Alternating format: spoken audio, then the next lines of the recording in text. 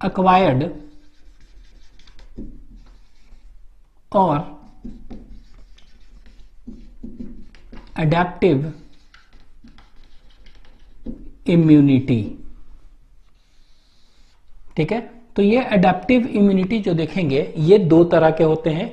ठीक है, एक को कहते हैं that is known as active immunity कहेंगे, और दूसरा जो है इसको हम कहेंगे पैसिव। ठीक है, तो ये दो तरह का हो गया, एक्टिव और पैसिव। ठीक है, तो आप कह सकते हैं ये क्या दो तरह का कौन सा हो गया, one is active and passive. ठीक है, तो ये दो तरह का हो गया, एक्टिव और पैसिव।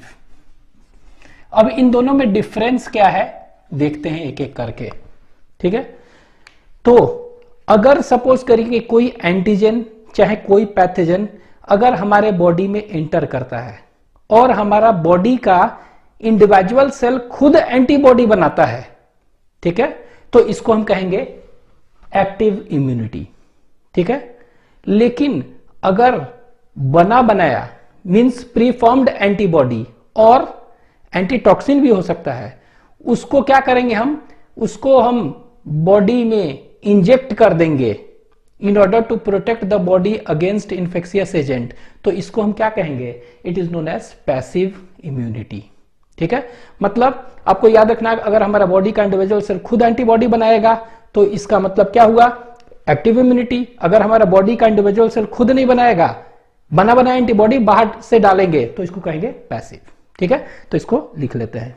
तो नेक्स्ट, तो active immunity it is developed by individuals own cell, ठीक है, in response to पैथोजन, चाहे कोई भी इंफेक्शन हो, ठीक है, चाहे कोई एंटीजन एंटर किया है तब। ठीक है, किसी केस में, तो इसको हम क्या कहेंगे, इट इज एक्टिव। तो it is developed by individual own cell in response to pathogen, infection और एंटीजन। अब ये एंटीजन क्या हो सकता है, ये एंटीजन जो है इट में भी कह सकते हैं कि लाइव और किल्ड माइक्रोब्स हो सकते हैं, और कोई अदर प्रोटीन्स भी हो सकते हैं, कोई अदर प्रोटीन्स भी हो सकते हैं। तो ये ध्यान दीजिएगा ये। ठीक है, तो हम कह सकते हैं developed by individual own cell. ठीक है, ये याद रखेंगे इन रेस्पॉन्स टू कब, एंटीजेंस अगर जा रहा है तो। ठीक है, लेकिन यहां पर क्या हो गया, यहां पर हम लिख सकते हैं पैसिव में कि it is developed when ready-made मतलब क्या हुआ, बना बनाया। ठीक है, रेडीमेड एंटीबॉडी, ए भी लिख दे रहे हैं हम, रेडीमेड एंटीबॉडी, और इसी को हम कह सकते हैं क्या, प्रीफॉर्म्ड एंटीबॉडी और एंटीटॉक्सिन, और इसको हम क्या कह सकते हैं, एंटीटॉक्सिन को कह सकते हैं एंटीबॉडी टू टॉक्सिन। अगर कोई टॉक्सिन है तो उसके लिए एंटीबॉडी, तो एंटीबॉडी टू टॉक्सिन। ठीक है, एंटीबॉडी टू टॉक्सिन, तो कह सकते हैं it is developed when readymade antibody और प्रीफॉर्म्ड एंटीबॉडी और antitoxin, that is antibody to toxin. ठीक है, is directly given मतलब क्या हुआ, और injected to protect the body against infectious agent। तो इन्फेक्शियस एजेंट से बचने के लिए हम डायरेक्टली क्या कर रहे हैं, प्रीफॉर्म्ड एंटीबॉडी, ये आपके एनसीईआरटी में दिया हुआ है, प्रीफॉर्म्ड एंटीबॉडी, इसका मतलब कि readymade antibody is directly given, और एंटीबॉडी टू टॉक्सिन, तो इसको क्या कर सकते हैं, दैट इज एंटीटॉक्सिन। ठीक है, तो ये ध्यान दीजिएगा, इज डायरेक्टली इंजेक्टेड, तो ये दोनों का दोनों क्या है, इज डायरेक्टली गिवन और इंजेक्टेड। ठीक है, ये याद रखिएगा इसमें। तो इसमें एंटीबॉडी इंडिविजुअल सेल नहीं बनाता है, डायरेक्टली बना बनाया एंटीबॉडी दे दिए। ठीक है, जैसे कि अगर सपोज करें स्नेक बाइट किया, तो उस केस में क्या हो गया, उस केस में हम एंटीबॉडी बनने का थोड़ा इंतजार करेंगे, तो उस केस में क्या करना पड़ेगा, हमको बना बनाया एंटीटॉक्सिन डाल देना होगा। ठीक है, टेटनस अगर हुआ है तो उसके लिए एंटीटॉक्सिन्स दे देते हैं हम। ठीक है, तो ये याद रखिएगा पहला। दूसरा कह सकते हैं व्हाट इज द डिफरेंस, तो ये डिफरेंस कहेंगे कि ये जो पैसिव इम्यूनिटी है, ठीक है, ये क्या होता है, फास्ट इन एक्शन होता है। ये वाला क्या है, फास्ट इन एक्शन है, तुरंत असर दिखाएगा, रिलीफ इमीडिएटली देगा, लेकिन ये स्लो इन एक्शन। तो सेकेंड पॉइंट यहां पर कर ले रहे हैं यहां, तो this is fast in action. Action में ये क्या है, फास्ट होता है। इसका कहने का मतलब क्या हुआ, रिलीफ इमीडिएटली देता है। ठीक है, इसका मतलब रिलीफ इमीडिएटली, ठीक है, तुरंत इमीडिएटली रिलीफ देगा। तो ये याद रखना है कि it is fast in action. ठीक है, ये क्या होगा, तो यहां पर अगर देखेंगे तो it is slow in action, तो यहां लिख दे रहे हैं it is slow in action. ठीक है, तो ये स्लो होगा एक्शन में, मतलब क्या हुआ, relief after a long time. तो इसमें तुरंत रिलीफ नहीं मिलेगा, इसमें थोड़ा टाइम लगेगा। ठीक है, तो यहां पर हम कर ले रहे हैं, ये क्या हो गया, फास्ट इन एक्शन, और ये स्लो इन एक्शन। इसमें रिलीफ आफ्टर लॉन्ग टाइम, और इसमें रिलीफ इमीडिएटली। ठीक है, ये अच्छा, ये देखिए ये क्या हो गया, इसमें तो बना बना एंटीबॉडी दे रहे हैं, तो ये क्या हो गया, फास्ट इन एक्शन है, रिलीफ इमीडिएटली मिल गया, लेकिन इनका असर जो है ना, ये लॉन्ग समय तक नहीं रहेगा, means it is short lived और शॉर्ट लास्टिंग। ठीक है, तो हम कह सकते हैं ये कैसा होगा, ये इट इज शॉर्ट लाइव्ड और शॉर्ट लास्टिंग, ये होते हैं। इसका कहने का मतलब क्या हो गया, ये इसका कहने का मतलब ये फीबल होते हैं, फीबल मतलब बहुत ही कम समय के लिए।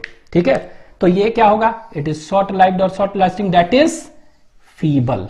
ठीक है, लेकिन इनमें क्या है, इनमें धीरे धीरे बन रहे हैं, टाइम लगेगा, लेकिन ये लॉन्ग लास्टिंग होते हैं। तो यहां पर हम क्या कर सकते हैं, यहां पर कह सकते हैं इट इज लॉन्ग लाइव्ड और long lasting.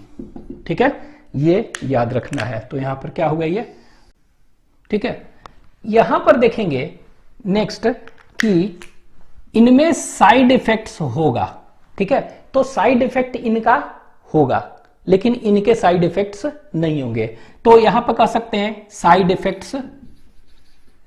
Effects present.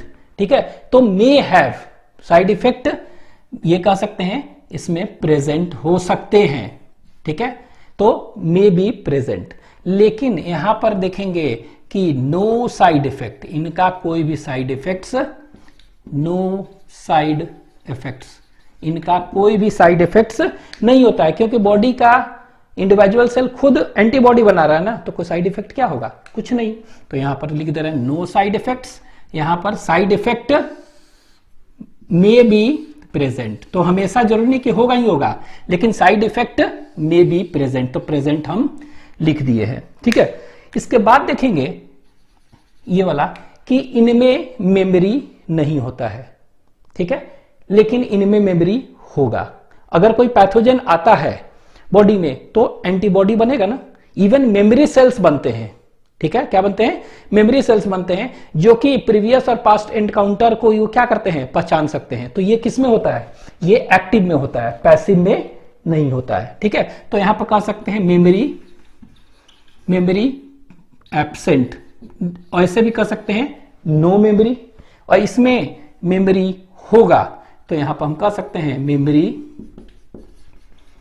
Memory present. ठीक है, तो इसमें मेमोरी होगा। ठीक है, तो ये याद रखना है, मेमोरी इसमें एब्सेंट है और इसमें मेमोरी प्रेजेंट है। ठीक है, तो ये ध्यान रखेंगे। नेक्स्ट देखते हैं कि पैसिव इम्यूनिटी जो है ना, इसके फादर किसको कहते हैं? तो फादर जो है ऑफ पैसिव इम्यूनिटी अगर पूछेंगे तो ये कौन है? Emil von Wehring. ठीक है, तो लिख दे रहे हैं फादर ऑफ पैसिव इम्यूनिटी। ठीक है, फादर ऑफ पैसिव इम्यूनिटी कौन है अगर पूछेंगे तो it is Emil von Behring. तो लिख दे रहे हैं एमिल वॉन बेहरिंग कहते हैं। ठीक है, तो Emil von Behring is known as the father of passive immunity. ठीक है, इनको कहते हैं। और ये जो है ना, इन्होंने क्या किया था? एमिल वॉन बेहरिंग, इन्होंने एंटीटॉक्सिन अगेंस्ट डिप्थेरिया डिस्कवर किया था। ठीक है, तो यहां लिख दे रहे हैं एंटीटॉक्सिन, एंटीटॉक्सिन अगेंस्ट कौन सा डिजीज? डिप्थेरिया। तो लिख दे रहे हैं डिप्थेरिया डिस्कवर किए थे। तो डिप्थेरिया के लिए एंटीटॉक्सिन इन्होंने बनाया क्या किया था? यूज किया था। ठीक है, यहां पर देखेंगे फादर ऑफ अगर पूछ देगा एक्टिव, ठीक है, एक्टिव इम्यूनिटी कौन है? तो लिख दे रहे हैं फादर ऑफ एक्टिव इम्यूनिटी कौन है? Who is known as the father of active immunity? तो यहां पर याद रखेंगे एडवर्ड जेनर। ठीक है, कौन है?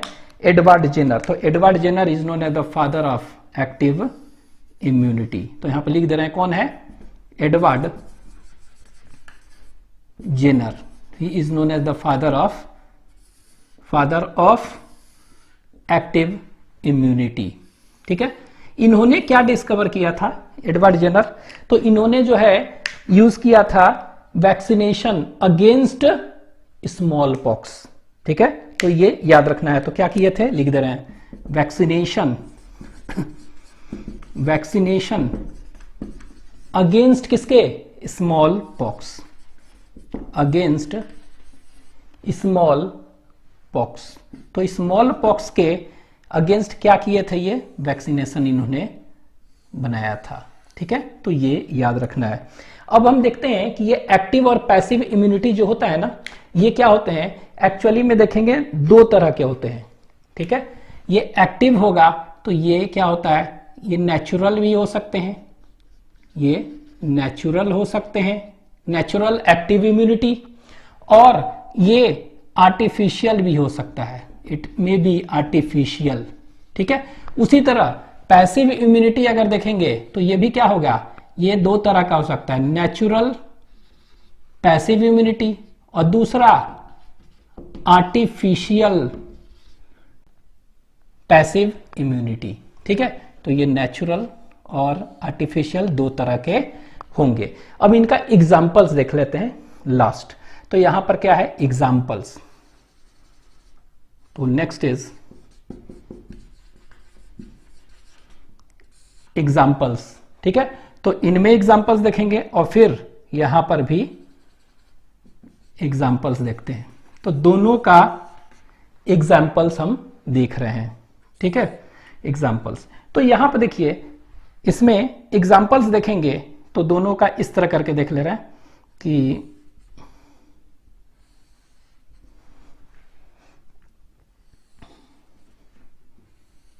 ठीक है, एक हो गया कौन सा? नेचुरल का। ठीक है, वन इज नेचुरल। तो नेचुरल एक्टिव इम्यूनिटी अगर हम कह देंगे, क्या कहेंगे? नेचुरल एक्टिव इम्यूनिटी का एग्जाम्पल बताइए। दूसरा आर्टिफिशियल एक्टिव इम्यूनिटी का हम पूछ देंगे तो क्या होगा? देखते हैं।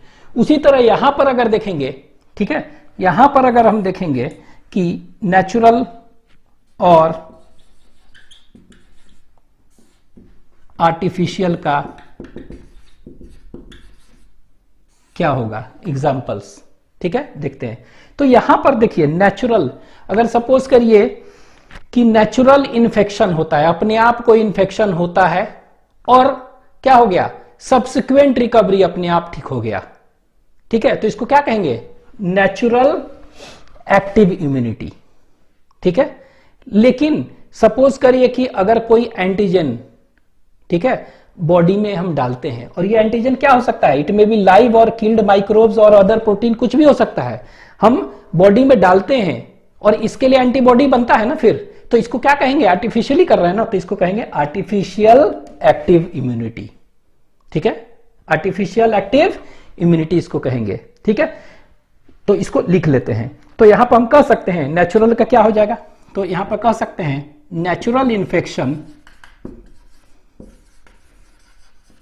Natural infection by pathogen, bye pathogen, ठीक है, पैथोजन एंड सब्सिक्वेंट, ठीक है, एंड सब्सिक्वेंट और उसके बाद रिकवरी हो जाए, ऑटो रिकवरी ना, रिकवरी, अपने आप रिकवरी हो जाए, तो इसको हम क्या कहेंगे, this is termed as natural active immunity कहेंगे। ठीक है, तो यहां पर अंडरलाइन कर दे रहे हैं, याद रखना है नेचुरल इन्फेक्शन।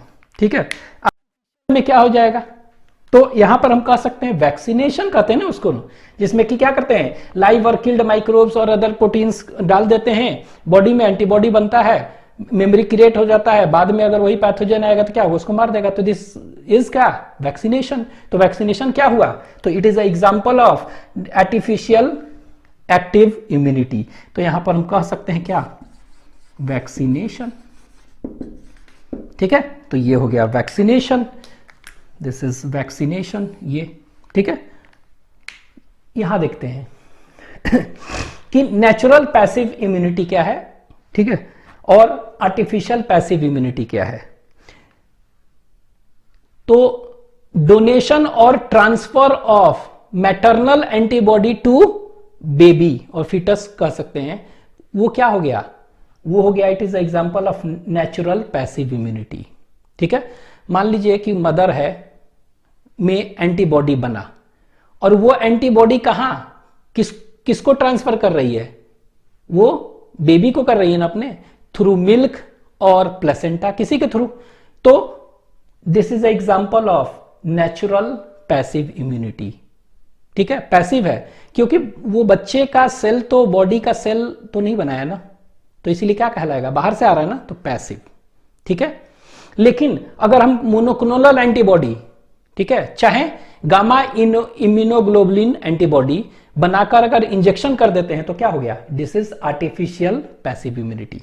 ठीक है, तो इसी को हम लिख लेते हैं। तो नेचुरल में क्या हो जाएगा, तो नेचुरल में हम कह सकते हैं कि ट्रांसफर और डोनेशन भी कर सकते हैं of maternal antibody to baby और फीटस भी कह सकते हैं, प्लेसेंटा के थ्रू होगा तो to baby is an example of what, it is an example of natural passive immunity. ठीक है, ये याद रखिएगा, ये हो गया। ठीक है, ये अब ये क्या हो गया, यहां पर हम लिख ले रहे हैं कि ये प्लेसेंटा के थ्रू आ सकता है, तो प्लेसेंटा के थ्रू आएगा तो क्या कहेंगे, कौन सा, आईजीजी एंटीबॉडी, तो it may be through placenta. ठीक है, आईजीजी एंटीबॉडी। अगर मदर्स मिल्क से आएगा, ठीक है, तो यहां पर लिख दे रहे हैं मदर्स मिल्क, तो मदर्स मिल्क को हम क्या कहते हैं, कोलोस्ट्रम कहते हैं ना, that is known as what, colostrum. तो यहां पर लिख दे रहे हैं कोलोस्ट्रम, COLOSTRUM, कोलोस्ट्रम। तो इसको इससे आएगा तो क्या कहेंगे, कौन सा एंटीबॉडी, IgA। ये हो गया। आर्टिफिशियल में क्या कहेंगे कि बना बनाया प्री फॉर्म्ड एंटीबॉडी दे रहे हैं ना, ठीक है, इंजेक्शन। तो यहां पर हम लिख सकते हैं, यहां पर क्या हो गया इसमें, तो आर्टिफिशियल में एग्जांपल हम लिख सकते हैं कि इसको कहते हैं मोनोक्लोनल एंटीबॉडी, मोनोक्लोनल एंटीबॉडी कह सकते हैं, मतलब कि वैसा एंटीबॉडी जो कि specific for a particular antigen, monoclonal. तो मोनोक्लोनल एंटीबॉडी, और इसी को कह सकते हैं क्या, गामा इम्यूनोग्लोब्युलिन। ठीक है, इंजेक्शन, इसका इंजेक्शन कर देंगे, एंटीबॉडी का इंजेक्शन कर देंगे, यही है ना। तो यहां पर कर दे रहे हैं, तो यहां पर हम सीधे कह सकते हैं क्या का, दिस इज मोनोक्लोनल और गामा इम्यूनोग्लोबुलिन इंजेक्शन। ठीक है, ये आर्टिफिशियल का एग्जाम्पल हो गया। ठीक है, ये याद रखना है। ठीक है, तो ये हो गया, दिस इज एग्जाम्पल। अब ये देखिए, ये जो नेचुरल का दिया है ना, ये नेचुरल दिया हुआ क्या, natural infection by pathogen and subsequent recovery. तो ये आपको एनसीईआरटी में क्या दिया हुआ है, यही दिया है कि infections organism gaining access into the body during natural infection. ठीक है, लेकिन इसमें क्या दिया है, इसमें दिया है कि injecting microbes deliberately during immunization. तो वही मतलब क्या हुआ, वैक्सीनेशन। ठीक है, तो ये ध्यान देना है। तो ये हो गया, this is all about immunity, immune response. ठीक है, तो इम्यून रेस्पॉन्स जो देखेंगे ये दो तरह का होता है। ठीक है, एक को कहते हैं that is known as primary immune response और एक को कहेंगे सेकेंडरी इम्यून रेस्पॉन्स। तो लिख लेते हैं। तो one is known as primary, 1 degree इसको कह सकते हैं, और primary immune response.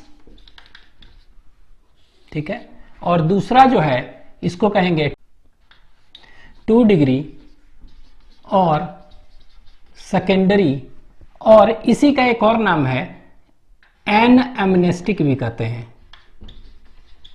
Immune response, immune response. ठीक है, तो दो तरह का हो गया, one is primary and other is secondary. तो प्राइमरी इम्यून रेस्पॉन्स और एक सेकेंडरी इम्यून रेस्पॉन्स, जिसको कि ये आप याद रखेंगे, इसका दूसरा नाम क्या है, एनएमनेस्टिक इम्यून रेस्पॉन्स भी कहते हैं। ठीक है, दोनों में डिफरेंस क्या है देखते हैं।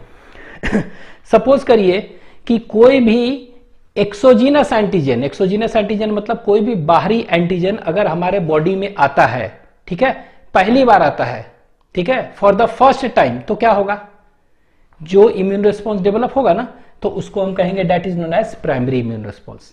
ठीक है, लेकिन वही सेम एक्सोजीनस एंटीजन अगर सेकेंड टाइम चाहे बाद में अगर आता है, तो जो इम्यून रेस्पॉन्स डेवलप होता है उसको हम क्या कहते हैं, secondary immune response.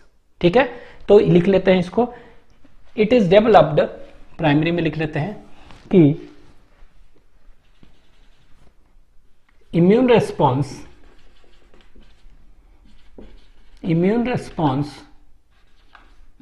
which is developed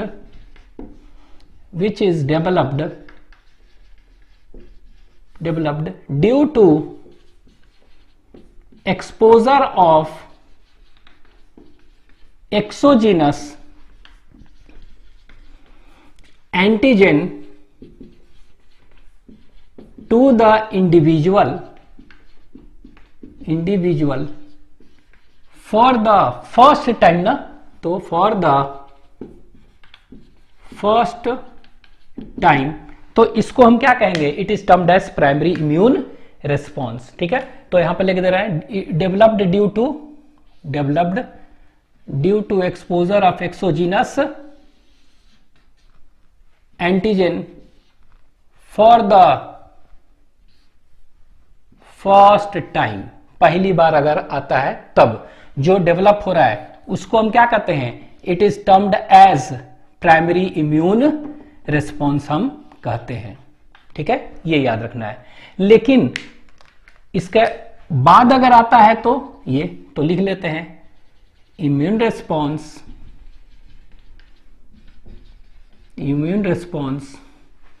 which is developed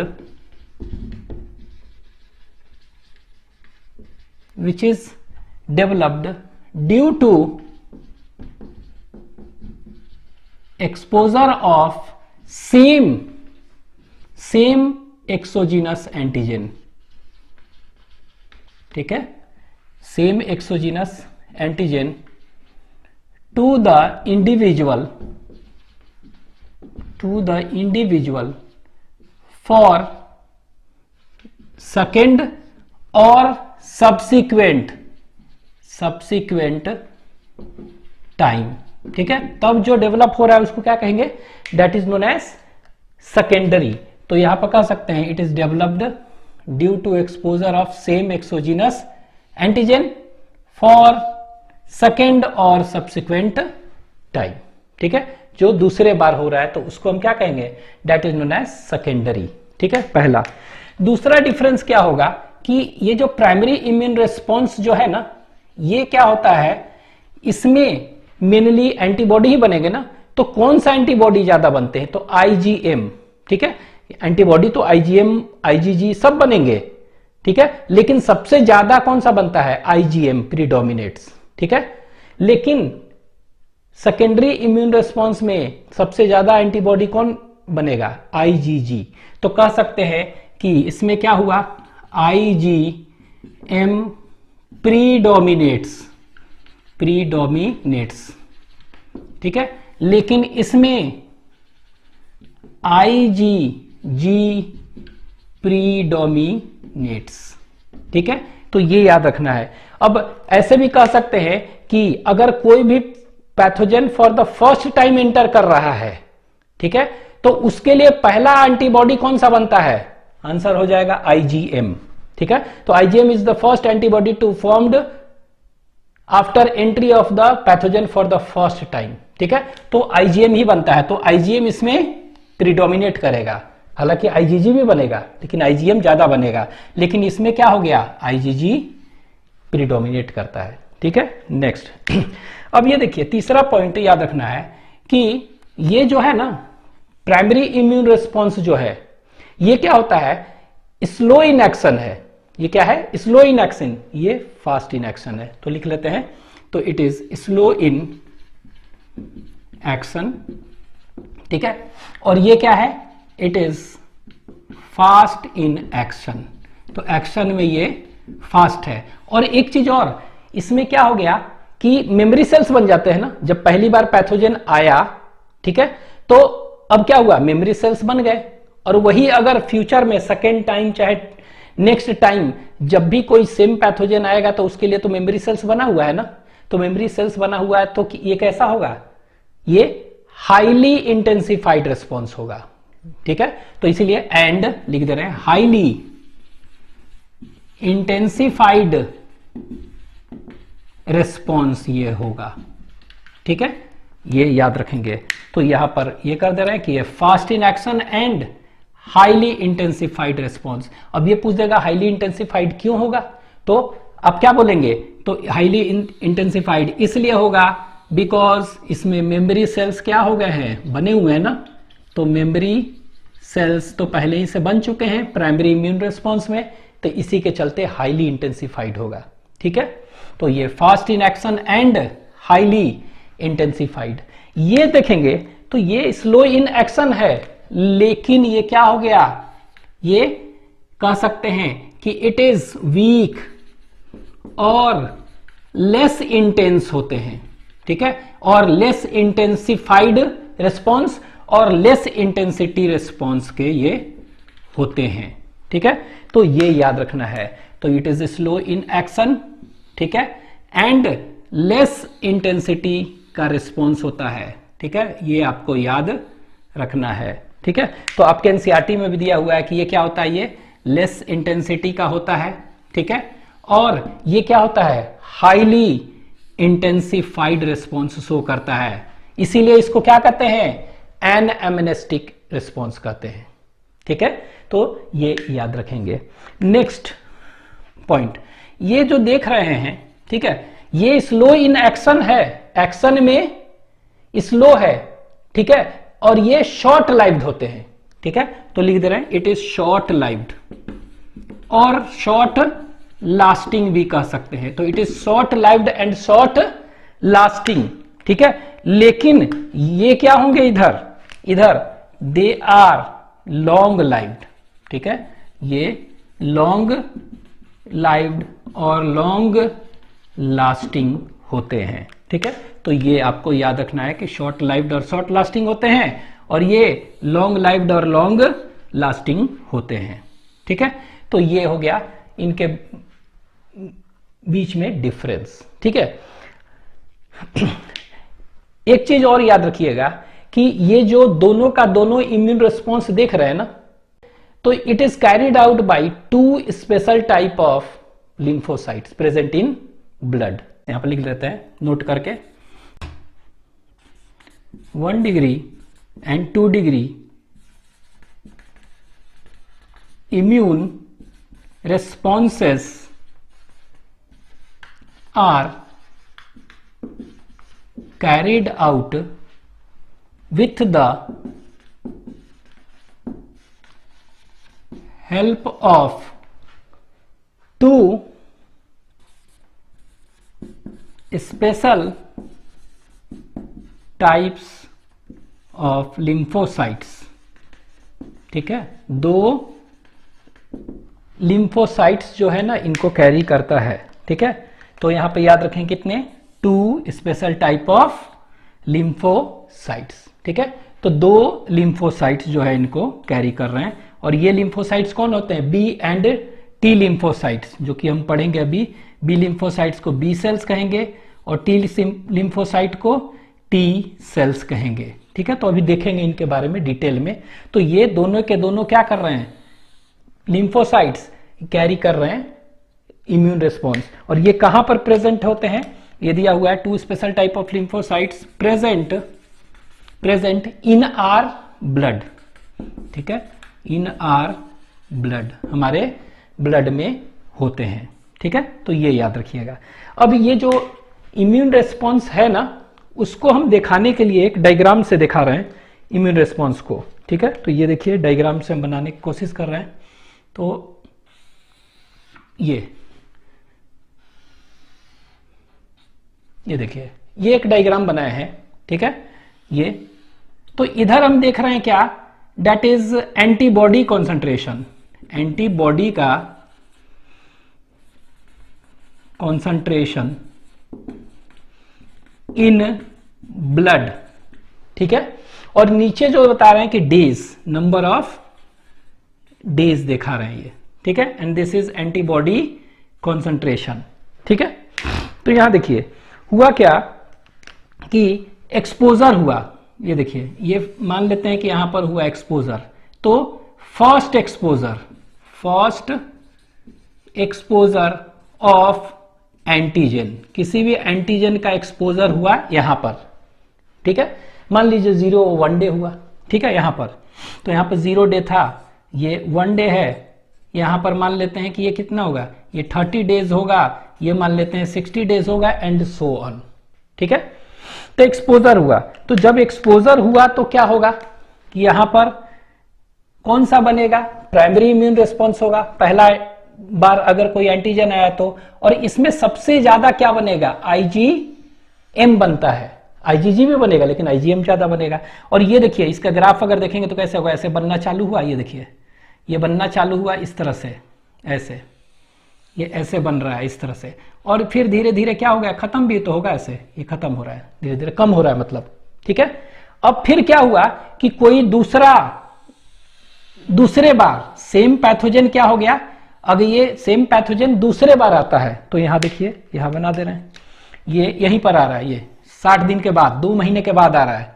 ठीक है, तो यहां पे लिख दे रहे हैं second exposure of same antigen, वही आ रहा है एंटीजन सेम। ठीक है, तो फिर से क्या हो गया, तो फिर से एंटीबॉडी बनेंगे ना।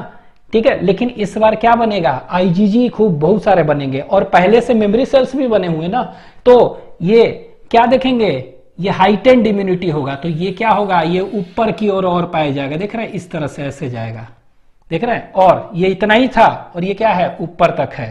ठीक है, तो हाइटेंड इम्यूनिटी पाया जाएगा, और हाइटेंड इम्यूनिटी पाया जा रहा है, इसीलिए इसको क्या कहते हैं, एन एमनेस्टिक इम्यूनिटी। तो ये वाला जो रिस्पॉन्स देख रहे हैं यहां पर, इसको कहेंगे दैट इज प्राइमरी रिस्पॉन्स। तो यहां पर क्या कहेंगे, this is known as 1 degree response, ये वाला 1 डिग्री रिस्पॉन्स कह रहे हैं। ठीक है, ये वाला, तो इसको हम ऐसे करके भी दिखा रहे हैं इस तरह, तो ये वाला 1 डिग्री रिस्पॉन्स है। और ये क्या हुआ, ये 2 डिग्री, तो यहां पर लिख दे रहे हैं दिस इज 2 डिग्री रिस्पॉन्स। वो भी कौन सा रिस्पॉन्स, 2 डिग्री इम्यून रिस्पॉन्स और 1 डिग्री इम्यून रिस्पॉन्स। तो देख रहे हैं इस तरह से आपको याद रखना है ये, ठीक है। तो ये लिख लीजिए इसको।